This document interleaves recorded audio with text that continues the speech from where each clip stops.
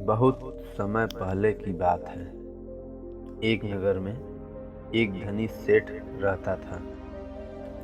उस सेठ के पास सभी प्रकार की सुख सुविधाएं थी, लेकिन उसकी कोई संतान नहीं थी। संतान के दुख में वह हमेशा चिंतित रहता था। फिर एक दिन उसे पता चलता है कि उसकी पत्नी गर्भवती है और उसने अपनी पत्नी का खूब ख्याल रखा। ऐसे में एक दिन उसके घर पर एक पुत्र का जन्म हुआ। सेठ पुत्र के जन्म पर बहुत प्रसन्न था। उसने पूरे नगर में मिठाई बंटवाई और उसके लालन पालन में कोई कमी नहीं छोड़ी। देखते ही देखते उसका पुत्र बड़ा हो गया। फिर सेठ ने अपने पुत्र को गुरुकुल भेजने का निर्णय लिया ताकि वो पढ़ लिख कर एक विद्वान बन सके। अभी उसके पुत्र की उम्र ज़्यादा नहीं हुई थी, लेकिन उसने छोटी सी उम्र में अपने बेटे को शिक्षा ग्रहण करने के लिए गुरुकुल भेज दिया था। गुरुकुल में वह बालक अच्छे से शिक्षा ग्रहण करता, अपने गुरु की सभी आज्ञाओं का पालन करता। ऐसे में वह बालक धीरे धीरे वहाँ का सबसे होनहार विद्यार्थी बन गया। गुरुकुल में उस बालक ने सारे वेद पुराण और शास्त्रों का अध्ययन किया और बहुत बड़ा विद्वान बन गया। लेकिन कहते हैं कि समय कब बदल जाए किसी को पता नहीं होता। ऐसे ही एक दिन प्राकृतिक आपदा की वजह से उसके माता पिता की मृत्यु हो गई और जब उसके माता पिता की मृत्यु हो गई तब तक उस बालक की शिक्षा पूर्ण नहीं हुई थी और उस बालक ने इस खबर को सुना कि उसके माता पिता अब इस दुनिया में नहीं रहे और उनका सब कुछ बर्बाद हो चुका है। तो उस बालक का इस सांसारिक मोह माया से मन उठ गया।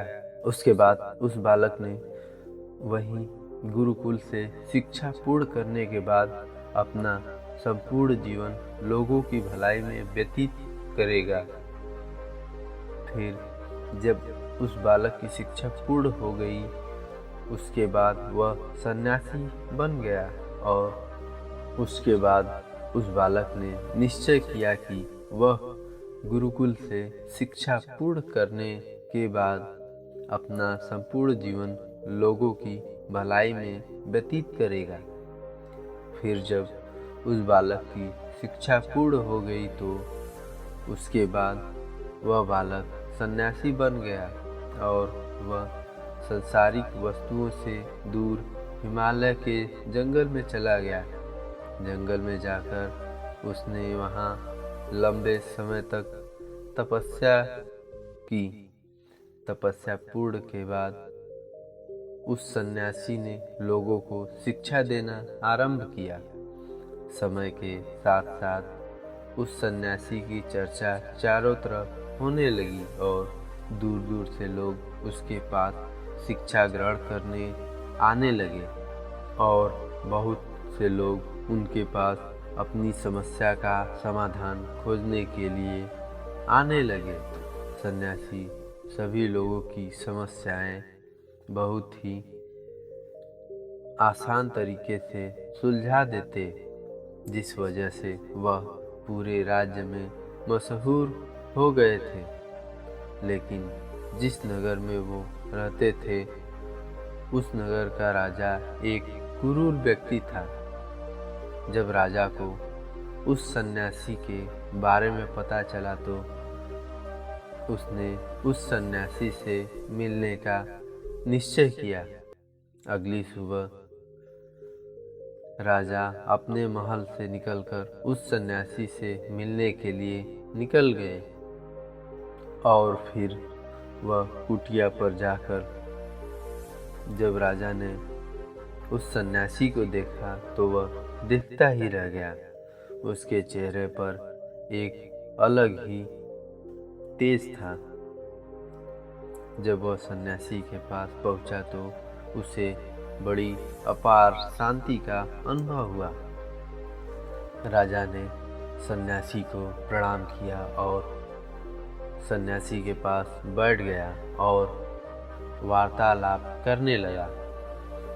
वो राजा पहले ही मुलाकात में उस सन्यासी के व्यक्तित्व से इतना प्रभावित हुआ कि उसने उसी समय से अच्छाई की राह पर चलने की ठान ली और मन ही मन सोचने लगा कि इतनी छोटी सी मुलाकात में यह सन्यासी मुझे इतना बदल सकता है, तो अगर यह मेरे साथ रहने लगा तो मेरी जिंदगी बदल जाएगी। और यही सोचकर राजा सन्यासी से अपने महल चलने के लिए आग्रह करने लगा। राजा का आग्रह सुनकर सन्यासी मना नहीं कर पाया। वो राजमहल चलने को तैयार हो गया। फिर राजा सन्यासी को लेकर राजमहल की ओर चल दिए।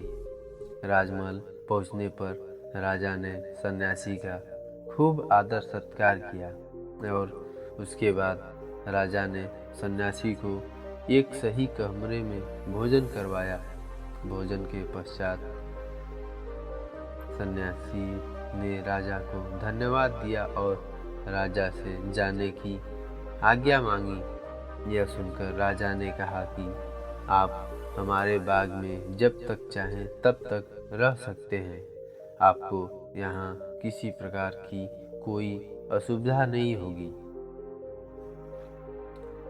आप यहाँ रहेंगे तो हमारी प्रजा को भी अच्छा लगेगा, हमें भी अच्छा लगेगा। यह सुनकर सन्यासी ने राजा का प्रस्ताव स्वीकार कर लिया। उसके बाद राजा ने सेवकों से कहा कि सन्यासी महाराज के लिए बगीचे में रहने और खाने का प्रबंध किया जाए। राजा की आज्ञा के अनुसार सेवकों ने एक सुंदर सी कुटिया का निर्माण कर दिया। उसके बाद वह सन्यासी उस कुटिया में रहने लगे। सन्यासी उस कुटिया में रहते रहते कई साल बीत गए। इस दौरान राजा ने उनकी खूब सेवा की, परंतु एक दिन राजा और रानी को आवश्यक कार्य के लिए दूसरे राज्य जाना पड़ा, लेकिन उन्होंने एक सेवादार को सन्यासी की सेवा के लिए नियुक्त कर दिया।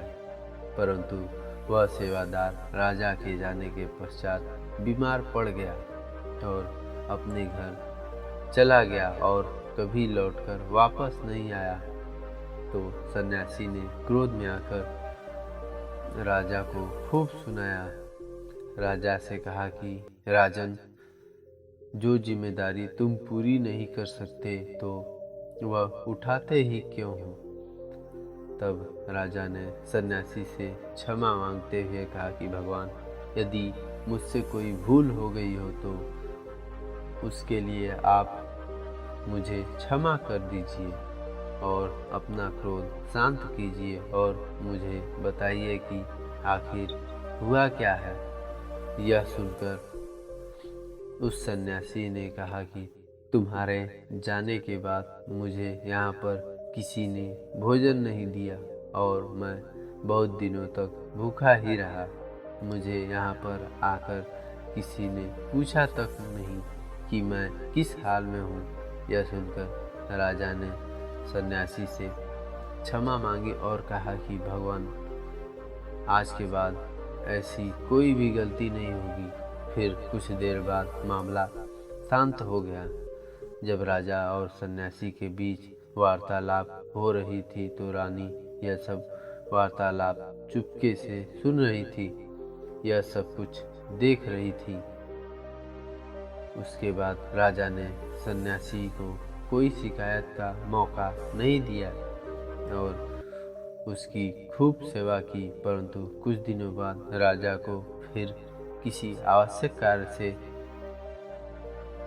अपने राज्य के बाहर जाना पड़ा, लेकिन इस बार राजा ने राज्य से बाहर जाने से पहले अपनी रानी को कहा कि जब तक मैं नहीं आऊं तब तक आप स्वयं सन्यासी की देखभाल करोगी। यह सुनकर रानी ने कहा कि जी महाराज, आप निश्चित होकर जाइए, मैं सन्यासी महाराज की अच्छे से देखभाल करूंगी। उसके बाद रानी हर रोज भोजन बनाकर सन्यासी महाराज को भेज देती थी। एक दिन रानी नहाने के लिए चली गई और सन्यासी को भोजन देना भूल गई। सन्यासी ने काफ़ी देर तक भोजन का इंतजार किया, लेकिन जब भोजन नहीं आया तब सन्यासी सोच में पड़ गया कि आज खाना क्यों नहीं आया। उसके बाद सन्यासी ने सोचा कि वह महल में जाकर खुद देखेगा कि आखिर अब तक खाना क्यों नहीं आया, और फिर वह महल पहुंच गया। जब वह महल के अंदर पहुंचा तो उसकी नज़र रानी पर पड़ी। रानी के लंबे लंबे काले केश जो उसकी कमर पर लहरा रही थी, उसकी कजरारी आंखें जो देखने मात्र से ही घायल कर दे, उसकी हिरन जैसी चाल। रानी के इतने सुंदर रूप को देखकर सन्यासी आश्चर्यचकित हो गए और रानी की सुंदरता सन्यासी के मन में घर कर गई। वह वहाँ से बिना कुछ कहे ही अपनी कुटिया में लौट आया। सन्यासी रानी के रूप की सुंदरता को भुला ना सका और वह खाना पीना छोड़कर अपनी कुटिया में पड़ा रहा। उसने कई दिनों तक कुछ भी नहीं खाया, जिस वजह से वह बहुत कमज़ोर हो गया। और फिर कुछ समय बाद राजा वापस लौटे और जब उस सन्यासी की हालत का पता चला तो वह सीधे सन्यासी के पास पहुंच गए और बोले कि भगवान, क्या बात है, आपको क्या हो गया और आप इतने कमज़ोर कैसे हो गए? चिंता है और आप किस गहरी सोच में डूबे हो? क्या मुझसे कोई भूल होगी? तब सन्यासी ने कहा कि नहीं राजन, आपसे कोई भूल नहीं हुई। यह सुनकर राजा ने कहा, तो फिर क्या बात है, आप मुझे बताइए, मैं आपकी परेशानी जरूर दूर करूंगा। यह सुनकर सन्यासी ने राजा से कहा कि राजन, मैं आपकी रानी की अद्भुत सुंदरता को देखकर उसकी सुंदरता के फेर में पड़ गया हूँ और अब मैं रानी के बिना जिंदा भी नहीं रह सकता। यह सुनकर राजा हैरान हो गया और कुछ देर सोचने के बाद राजा ने उस सन्यासी से कहा, मैं आपको रानी दे दूंगा। यह सुनकर सन्यासी बहुत प्रसन्न हुआ। फिर राजा सन्यासी को लेकर महल चले गए और जब राजा और सन्यासी महल पहुँचे तो उस दिन रानी ने अपने सबसे सुंदर वस्त्र और गहने पहने हुए थे। फिर राजा रानी के पास पहुँचे और राजा ने रानी से कहा कि कोई सन्यासी की मदद करनी चाहिए, यह बहुत कमज़ोर पड़ गए हैं और मैं नहीं चाहता कि किसी ज्ञानी पुरुष की हत्या का कलंक मेरे सर पर लगे। उसके बाद राजा ने रानी से पूछा कि क्या आप यह पाप अपने सर पर लेना चाहती हैं? राजा की यह बात सुनकर रानी ने राजा से पूछा कि आखिर इस सन्यासी के इस दुख का कारण क्या है? तो राजा ने रानी से कहा कि सन्यासी आपकी अद्भुत सुंदरता के दीवाने हो गए हैं। राजा की यह बात सुनकर रानी ने कहा कि राजन, आप चिंता मत करिए, अब आप सब कुछ मेरे ऊपर छोड़ दीजिए। मुझे पता है कि मुझे अब क्या करना है। उससे आपके ऊपर ना तो सन्यासी की हत्या का पाप लगेगा और ना ही उससे मेरे पवित्र धर्म का नाश होगा। रानी की यह बात सुनकर राजा ने सन्यासी को सौंप दिया। उसके बाद सन्यासी रानी को लेकर कुटिया पर पहुँचे। जब रानी सन्यासी की कुटिया पर पहुँची तो रानी ने सन्यासी से कहा कि हमें रहने के लिए घर चाहिए, हम इस झोपड़ी में नहीं रह सकते। यह सुनकर सन्यासी राजा के पास गया और राजा से जाकर बोला कि हे राजन, हमें रहने के लिए घर चाहिए। सन्यासी की बात सुनकर राजा ने उसके लिए घर का प्रबंध कर दिया। फिर सन्यासी रानी को लेकर जब घर पहुंचा तो सन्यासी रानी को लेकर घर पहुंचे। तब रानी सन्यासी के साथ उस घर में पहुंची तो रानी ने सन्यासी से कहा कि यह घर बहुत गंदा है और इसकी हालत बहुत ख़राब है, मैं इस घर में नहीं रह सकती। यह सुनकर सन्यासी फिर से राजा के पास गया और राजा के पास जाकर बोला कि राजन, जो आपने हमें घर दिया है उस घर की हालत बहुत ख़राब है। सन्यासी की बात सुनकर राजा ने उस घर की हालत ठीक करवा दी। उसके बाद फिर रानी घर के अंदर गई और नहा धोकर बिस्तर पर गई। फिर सन्यासी भी बिस्तर पर गया। उसके बाद रानी ने सन्यासी से कहा कि आपको पता है कि आप कौन हैं और आप क्या बन गए हैं। आप एक महान सन्यासी हैं जिसके लिए राजा स्वयं सारी ज़रूरत की वस्तुएं उपलब्ध कराते हैं, जिसके पास लोग दूर दूर से ज्ञान ग्रहण करने आते हैं, जो लोगों को सत्य की राह दिखाया करते हैं, जो लोगों की समस्याओं का समाधान करते हैं, जिनको सभी लोग एक गुरु मानते हैं, जिन्हें सब भगवान के रूप में पूजा करते हैं। और आप वासना के कारण मेरे गुलाम हो गए। रानी की यह बात सुनकर उस सन्यासी को एक झटका लगा और उसे महसूस हुआ कि वह तो एक सन्यासी है और वह यह सब क्या कर रहा है। वह तो सारी सुख सुविधाओं को छोड़कर शांति की तलाश में जंगलों में चला गया। सन्यासी जोर जोर से रोने लगा और चिल्लाने लगा और रानी से कहने लगा कि मुझे क्षमा कीजिए महारानी, मैं यह क्या करने जा रहा था। मैं अभी आपको राजा को सौंप कर आता हूँ। सन्यासी की बात सुनकर रानी ने सन्यासी से प्रश्न किया कि महाराज, मेरे मन में एक प्रश्न उठ रहा है, कृपया मेरे प्रश्न का उत्तर दीजिए। रानी की बात सुनकर सन्यासी ने कहा कि पूछो, तुम्हारा क्या प्रश्न है। फिर रानी ने कहा कि जब आपको उस दिन भोजन नहीं मिला तो आप बहुत क्रोधित हो गए। तब मैंने आपका ये रूप पहली बार देखा था और तभी से मैं आपकी व्यवहार में परिवर्तन महसूस कर रही हूँ। ऐसा क्यों महाराज? आखिर आपको इतना क्रोध क्यों आ गया?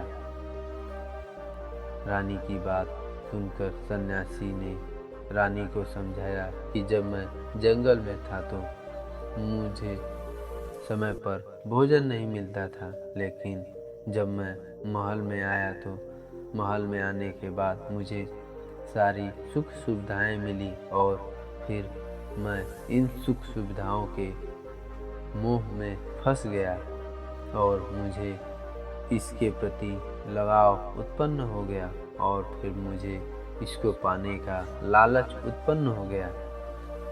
जब मुझे यह नहीं मिला तो मेरे अंदर क्रोध उत्पन्न हुआ फिर सन्यासी ने कहा कि महाराज, सच तो यह है कि अगर इच्छा पूरी नहीं हो तो क्रोध उत्पन्न होता है, और अगर इच्छा पूरी हो जाए तो लालच बढ़ जाता है।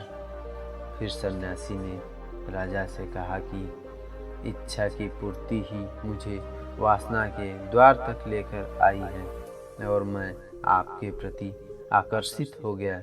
इसके बाद वो सन्यासी रानी को लेकर राजा के पास गया और बोला कि राजन, मुझे क्षमा कर दीजिए, मुझे अपनी गलती का एहसास हो गया है। यह लो आपकी रानी, मुझे सब नहीं चाहिए। मैं अपनी इच्छा के वशीभूत होकर यह गलत कार्य करने जा रहा था और अपने जीवन को बर्बाद कर रहा था, लेकिन अब मुझे सब कुछ समझ आ गया है।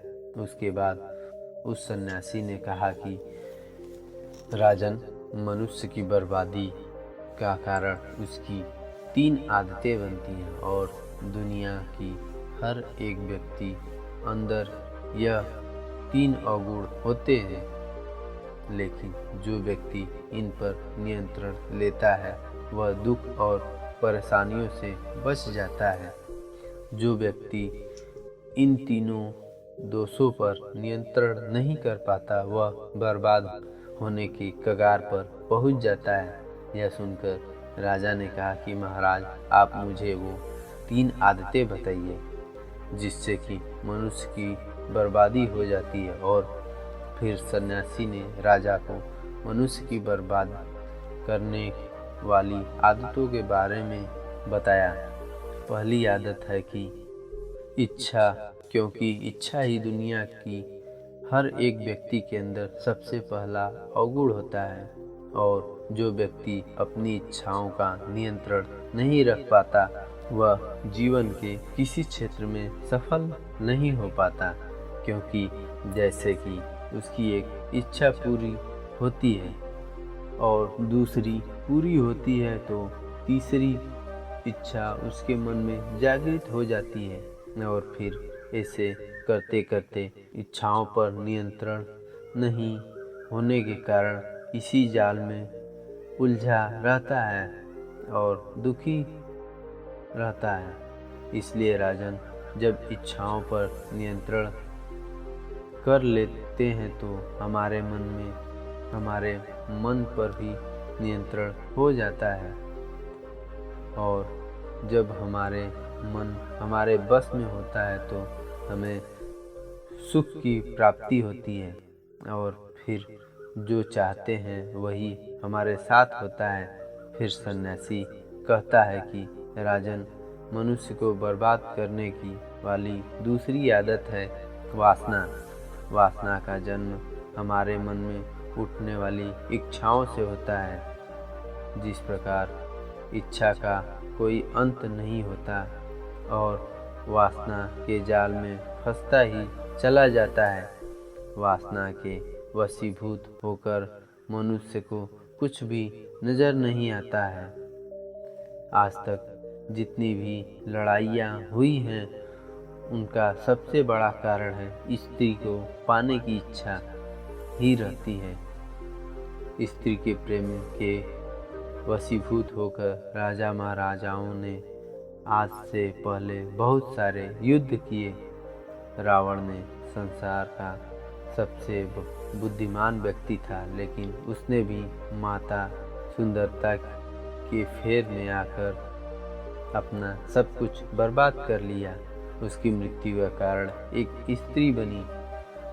कहीं राजा महाराजा तो युद्ध इसलिए हार गए क्योंकि वो लोग स्त्रियों से रासलीला रचने में ही रह गए। स्त्री की उत्पत्ति संसार को बढ़ाने के लिए की है, लेकिन आजकल लोग इसे अपनी वासना का शिकार बना लिया है, अपने मनोरंजन का साधन समझने लगे हैं, और जब उन्हें अपना यह मनोरंजन नहीं मिल पाता तो वह पागल हो जाते हैं और ना जाने क्या क्या कर बैठते हैं। इसलिए राजन, जितना हो सके उतना वासना से दूर रहना चाहिए। और फिर सन्यासी कहता है कि हे राजन, मनुष्य को बर्बाद करने वाली तीसरी आदत है क्रोध, क्योंकि जब मनुष्य की वासना की पूर्ति नहीं होती तो उसके अंदर क्रोध उत्पन्न हो जाता है, और जब व्यक्ति को क्रोध आता है तो उससे नियंत्रण नहीं होता, फिर वो क्रोध में आकर कई गलत निर्णय ले लेता है। वो दूसरों को भला बुरा कहने लगता है, गालियाँ देने लगता है। जब उसका क्रोध शांत होता है तो उसे अपनी गलती का एहसास हो जाता है, लेकिन तब तक सब कुछ बर्बाद हो चुका होता है। क्रोध के कारण मनुष्य के कई बने बनाए काम बिगड़ जाते हैं। जब मनुष्य के भीतर क्रोध उत्पन्न होता है तो वह अंदर से बहुत कमज़ोर हो जाता है। एक कमज़ोर मनुष्य कुछ भी नहीं कर सकता, उसे कभी भी सफलता हासिल नहीं होती। क्रोध हमारे भीतर तनाव उत्पन्न करता है, और अगर एक बार हम तनाव में चले गए तो हमारा पूरा जीवन बर्बाद हो जाता है। यही वो 3 कारण हैं जो मनुष्य को बर्बाद कर देती हैं।